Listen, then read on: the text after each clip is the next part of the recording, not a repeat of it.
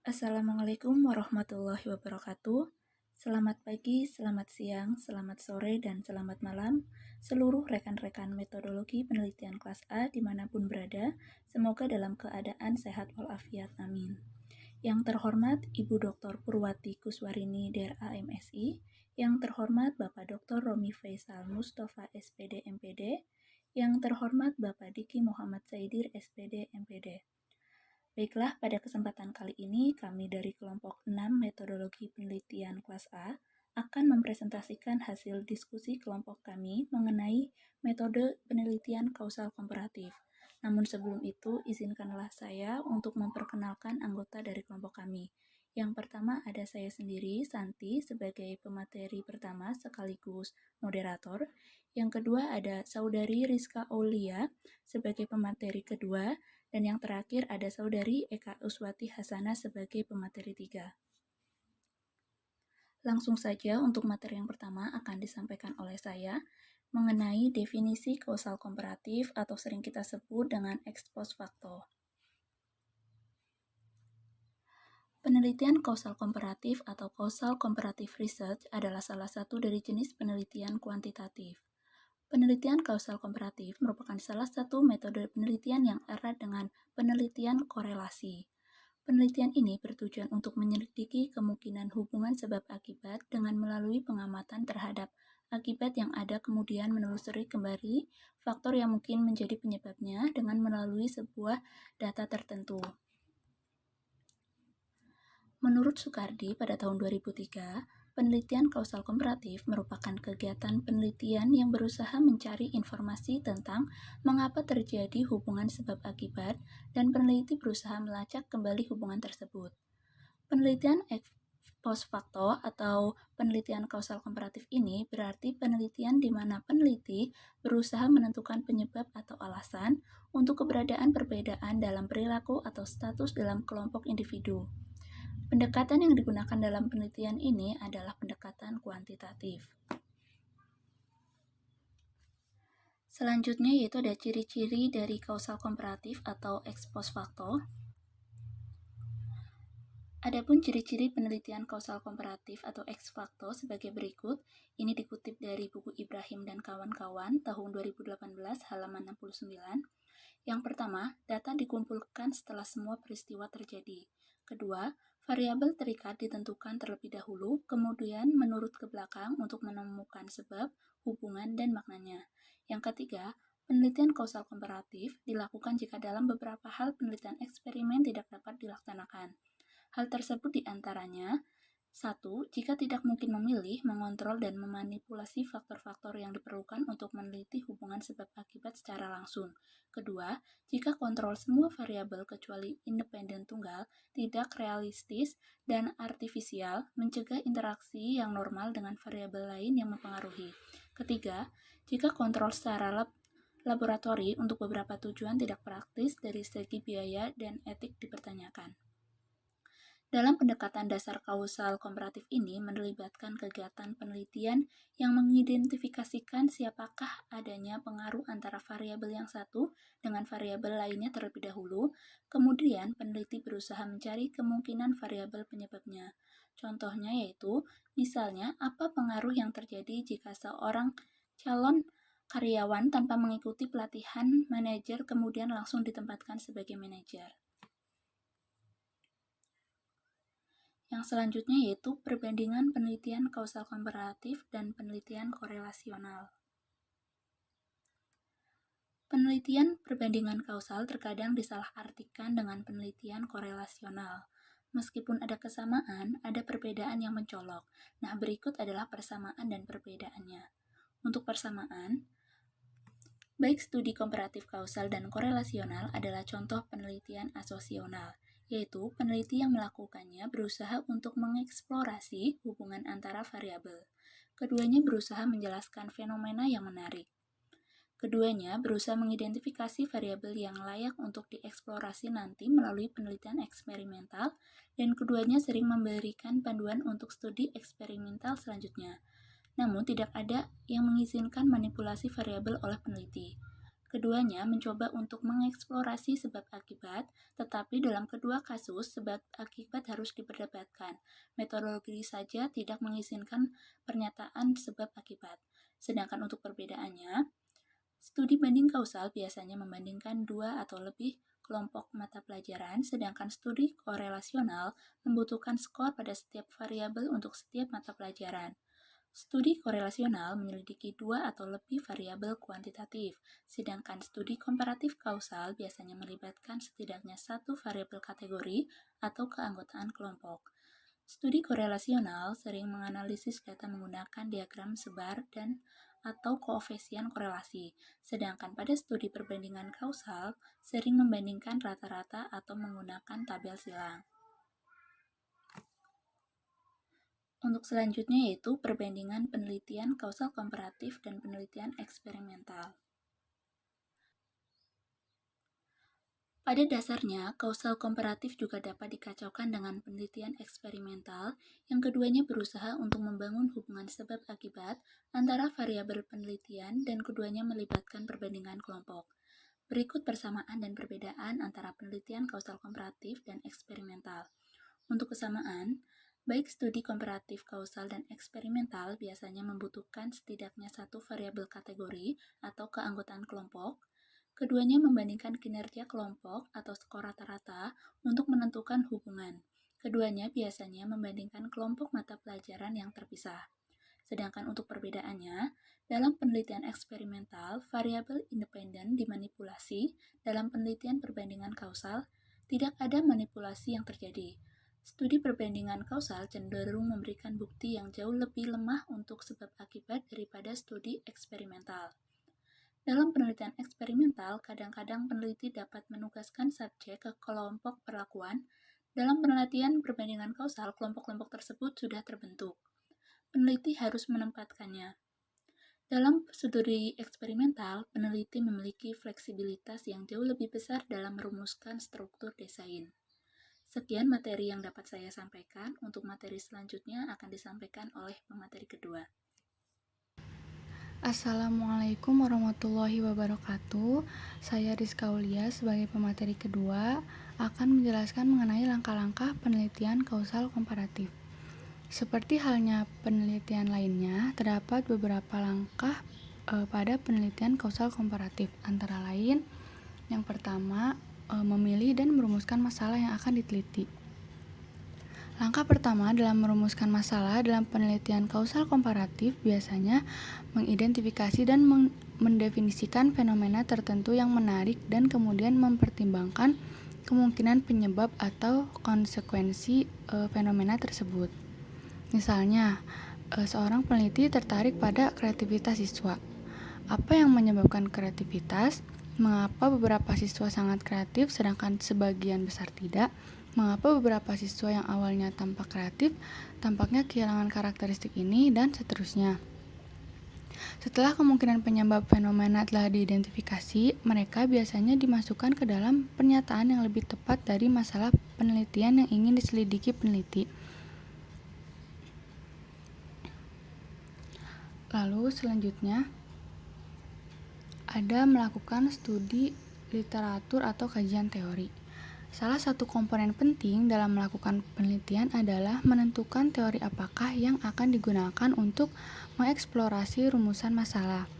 Peneliti seringkali menguji beberapa teori untuk menjawab rumusan masalahnya pada penelitian kuantitatif. Praktisnya, peneliti harus memiliki dasar teori sebelum melakukan penelitian. Karena pada dasarnya, penelitian kuantitatif adalah jenis penelitian yang menguji teori. Pengertian kajian teori atau pustaka umumnya dimaknai berupa ringkasan atau rangkuman dan teori yang ditemukan dari sumber bacaan atau literatur yang ada kaitannya tema yang akan diangkat dalam penelitian. Tujuan utama kajian pustaka adalah untuk mengorganisasikan penemuan-penemuan peneliti yang pernah dilakukan. Hal ini penting karena pembaca akan dapat memahami mengapa masalah atau tema diangkat dalam penelitiannya. Kajian teori juga bermaksud untuk menunjukkan bagaimana masalah tersebut dapat dikaitkan dengan hasil penelitian dengan pengetahuan yang lebih luas.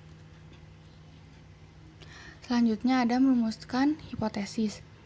Hipotesis pada hakikatnya merupakan jawaban sementara terhadap masalah penelitian didasarkan pada model teori, bagan teori, kerangka berpikir teoritik, atau paling tidak berdasarkan generalisasi. Hipotesis haruslah jelas dan tidak bermakna ganda, dan tidak boleh menimbulkan penafsiran lain, dan harus mengekspresikan satu fenomena atau satu variabel. Menurut bentuknya, hipotesis dibagi menjadi 3. Yang pertama ada hipotesis penelitian.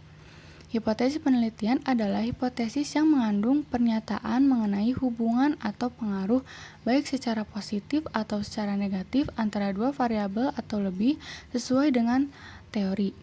Jenis hipotesis ini juga sering disebut sebagai hipotesis yang dilihat dari sifat variabel yang akan diuji.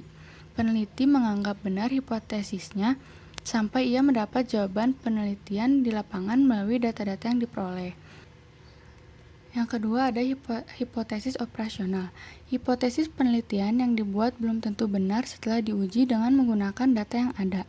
Peneliti memerlukan hipotesis pembanding yang bersifat objektif dan netral atau secara teknis disebut juga dengan hipotesis nol.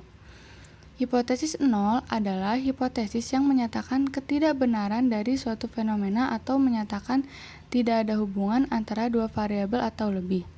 Hipotesis operasional diperlukan untuk memberikan keseimbangan pada hipotesis penelitian, karena peneliti meyakini bahwa dalam pengujian nanti benar atau salahnya hipotesis penelitian tergantung dari bukti-bukti yang diperoleh selama melakukan penelitian. Yang ketiga ada hipotesis statistik. Hipotesis statistik adalah hipotesis yang dirumuskan dalam bentuk notasi statistik. Hipotesis ini dirumuskan berdasarkan pengamatan peneliti terhadap populasi dalam bentuk angka-angka kuantitatif.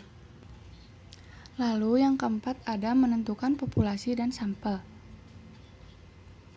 Setelah peneliti merumuskan pernyataan masalah dan hipotesis, langkah selanjutnya adalah memilih sampel individu yang akan dipelajari. Tugas terpenting di sini adalah menentukan dengan cermat karakteristik yang akan dipelajari dan kemudian memilih kelompok yang berbeda dalam karakteristik ini. Selanjutnya ada instrumen penelitian. Pelaksanaan kegiatan penelitian, keberadaan instrumen penelitian merupakan bagian yang sangat integral dan termasuk dalam komponen metodologi penelitian.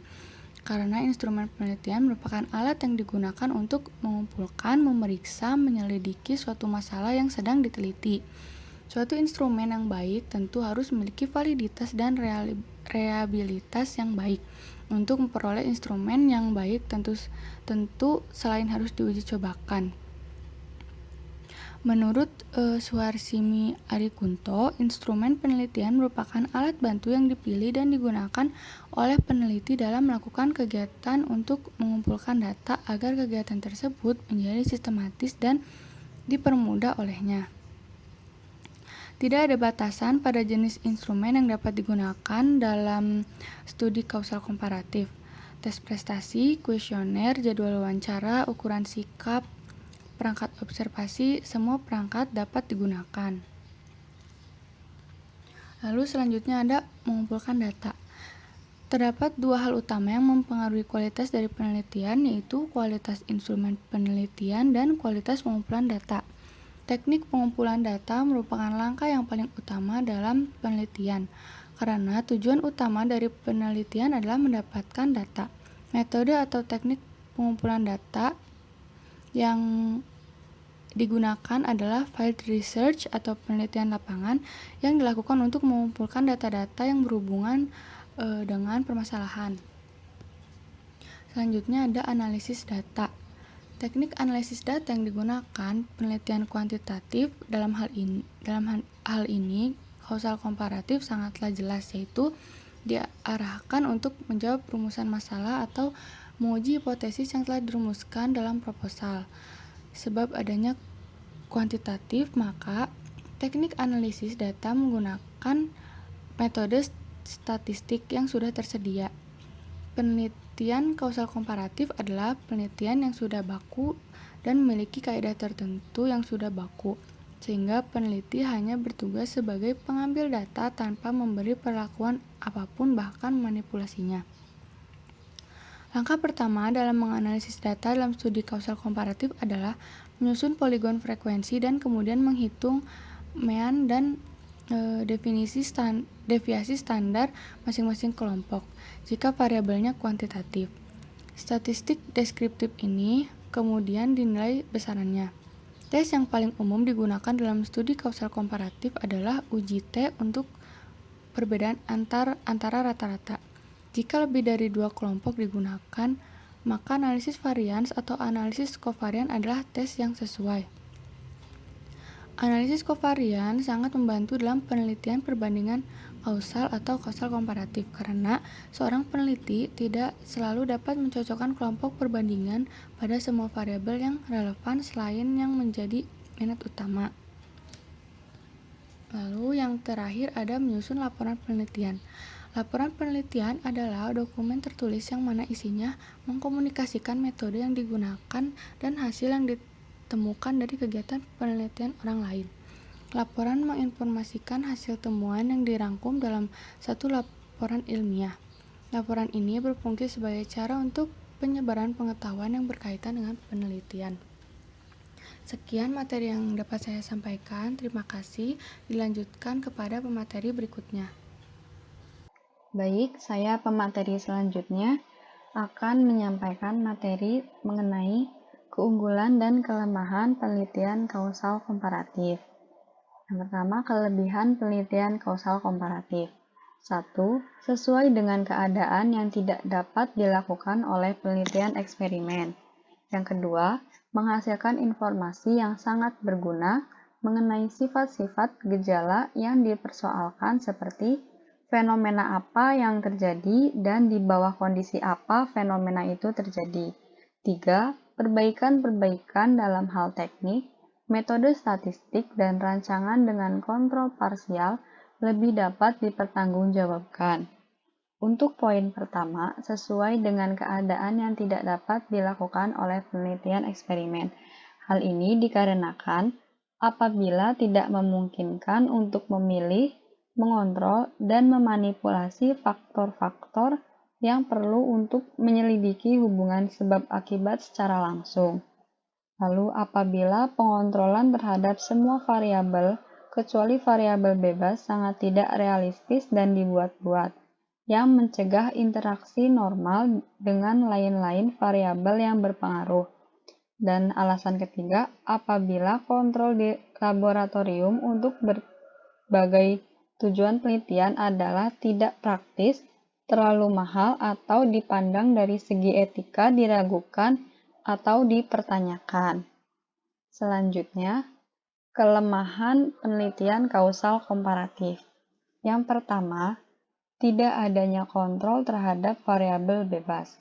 Dalam batas-batas pemilihan yang dapat dilakukan, peneliti harus mengambil fakta-fakta yang dijumpainya tanpa kesempatan untuk mengatur kondisi-kondisinya atau memanipulasi variabel-variabel yang mempengaruhi fakta-fakta tersebut.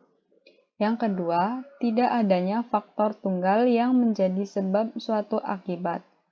Faktor-faktor tersebut dapat berupa kombinasi dan interaksi antara berbagai faktor dalam kondisi tertentu untuk menghasilkan efek yang disaksikan sehingga masalah menjadi kompleks.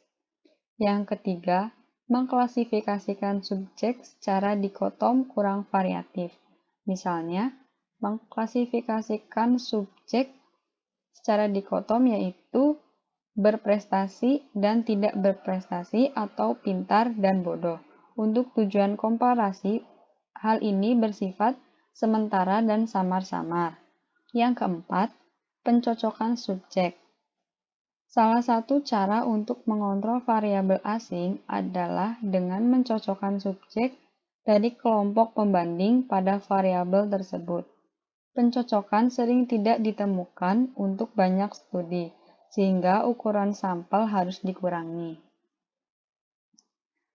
Selanjutnya, materi mengenai contoh penerapan penelitian kausal komparatif.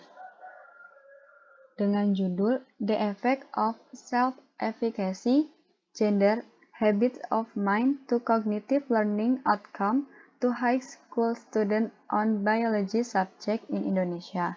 Tujuannya untuk mengetahui pengaruh potensi diri, jenis kelamin, dan kebiasaan berpikir terhadap hasil belajar kognitif siswa SMA pada mata pelajaran biologi. Variabel terkaitnya yaitu hasil belajar kognitif siswa dan variabel bebasnya yaitu potensi diri, jenis kelamin, dan kebiasaan berpikir. Untuk metodenya, subjek penelitian ini ialah siswa kelas 11 MIPA SMA Bina Nusantara Jakarta Timur tahun akademik 2016-2017, pengambilan sampel secara purposive sampling dan random sampling. Instrumen yang digunakan yaitu kuesioner dengan analisis data yaitu ANAVA. Sekian yang dapat kelompok kami sampaikan. Terima kasih atas perhatiannya. Wassalamualaikum warahmatullahi wabarakatuh.